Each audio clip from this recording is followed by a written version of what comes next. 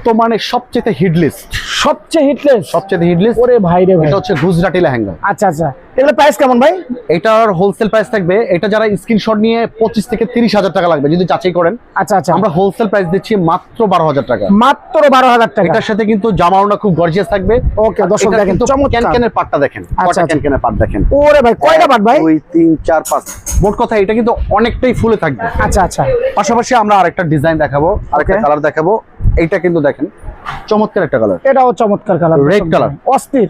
Price কিন্তু same থাকবে, same price, only 12,000 টাকা হোলসেল প্রাইস। 12,000 টাকা হোলসেল প্রাইস। আচ্ছা, তাছাড়া আমরা আরেকটা ডিজাইন আমরা Wow. দেখাবো।